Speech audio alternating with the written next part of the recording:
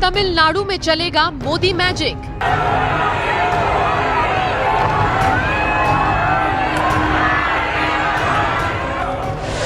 उदयनिधि के बयान के बाद क्या बीजेपी की होगी ग्रैंड एंट्री?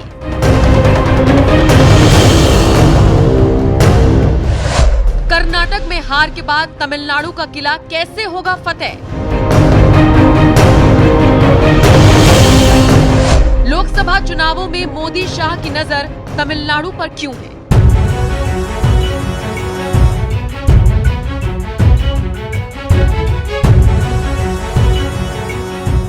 सवाल कई हैं, लेकिन इसका जवाब सिवाय तमिलनाडु की जनता के किसी के पास नहीं है। बीजेपी इन सवालों के जवाब खोजने की पुरजोर कोशिश कर रही है और डीएमके इन सवालों का जवाब अपने पास होने का दावा कर रही है। तमिलनाडु विधानसभा चुनावों में तो अभी वक्त है, लेकिन साल 2024 में जो लोकसभा चुनाव होने हैं, उनमें तमिलनाडु अहम भूमिका निभा सकता है, क्योंकि यहाँ से आती हैं 39 सीटें जिन पर बीजेपी का पूरा फोकस है। फोकस तो ठीक है, लेकिन जीत कैसे मिलेगी? बीजेपी इसे लेकर काफी मेहनत कर रही है। बड़े बड़े नेता बार बार तमिलनाडु का दौरा कर रहे हैं। खुद अमित शाह यहां से हुंकार भर चुके हैं और 25 सीटें जीत लेने की बात कर रही हैं। लेकिन वो कहते हैं ना, कथनी और करनी में बहुत फर्क होता है। 25 छोड़िए, महज कुछ सीटों पर जीत दर्ज करने के लिए भी बीजेपी को बहुत मेहनत करनी होगी, क्योंकि पिछले लोकसभा चुनावों में एआईएडीएमके के साथ चुनाव लड़ने वाली बीजेपी को गिर पड़कर 1 सीट मिली थी।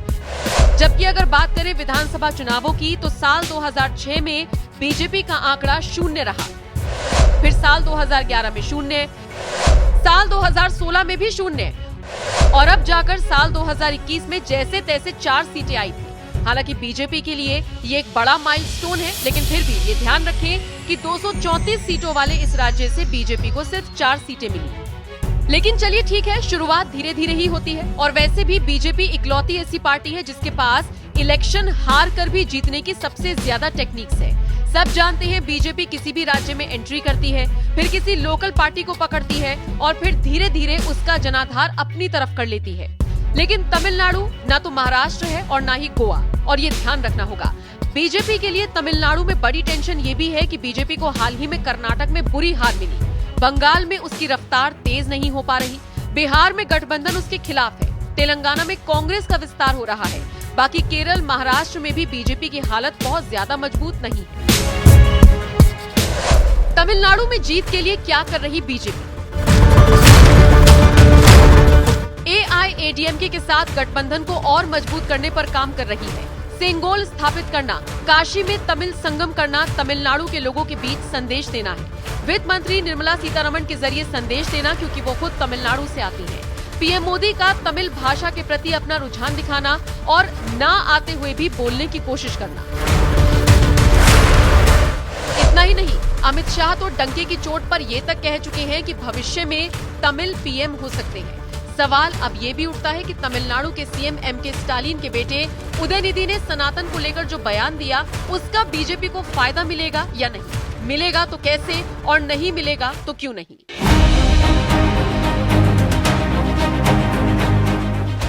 उदयनिधि के बयान से क्या होगा असर? राजनीतिक विशेषज्ञ मानते हैं कि उदयनिधि के बयान से तमिलनाडु की जनता पर कोई असर नहीं होगा, उल्टा वो उनके सनातन वाले बयान से खुश होंगे। डीएमके और उसके नेता पेरियर की विचारधारा को मानते हैं, जबकि बीजेपी की विचारधारा किसी से छिपी नहीं है। द्रविडियन पॉलिटिक्स पेरियर की ही देन है। इसमें रैशनलिज्म और विमेन्स राइट्स की बात होती है। पेरियर के विचारों को आगे बढ़ाया डीएमके ने, और इसीलिए डीएमके का तमिलनाडु पर होल्ड है। बीजेपी पर जातिवाद का आरोप लगता है, उसे हिंदुत्व को आगे बढ़ाने वाली पार्टी का तमगा हासिल है। पेरियर की विचारधारा एंटी हिंदी, बीजेपी की विचारधारा प्रो हिंदी। पेरियर की विचारधारा एंटी रिलीजन, जबकि बीजेपी की विचारधारा प्रो हिंदुत्व। डीएमके तमिलनाडु की जनता को भरोसा दिलाने में कामयाब रही है कि वो पेरियर की विचारधारा को आगे लेकर जा रही है। बीजेपी की सोच के किस्से यूपी एमपी से सामने आए मामलों को देखकर साफ हो जाता है। इसीलिए ये कहना कि उदयनिधि के बयान से वहां की जनता नाराज होगी, गलत होगा। लेकिन हाँ, नॉर्थ बेल्ट में इसे लेकर जरूर बवाल मचा हुआ है। इसमें कोई दो राय नहीं कि जब से बीजेपी ने प्रदेश में अध्यक्ष की जिम्मेदारी अन्नामलई को दी है, सोशल मीडिया पर तो बीजेपी दिखा पा रही है कि तमिलनाडु में वो मजबूत है, लेकिन ग्राउंड जीरो पर अभी बीजेपी को मेहनत करने की जरूरत है। बीजेपी तमिल लोगों को खुश करने के लिए अपनी एंटी हिंदू छवि तो कभी बना नहीं पाएगी, फिर तमिलनाडु के लोगों में अपनी पैठ कैसे बनाएगी, देखना दिलचस्प रहेगा। हाल ही में हुए G20 समिट का असर पूरे देश पर पड़ा है और ऐसे में तमिलनाडु की जनता का भी मन बदला ही होगा, लेकिन कितना ये कहा नहीं जा सकता। लेकिन फिर मोदी मैजिक को भी नजरअंदाज नहीं किया जा सकता।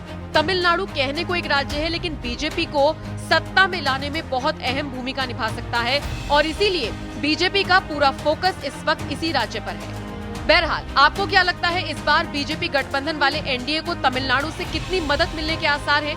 कमेंट करके अपनी राय हमें जरूर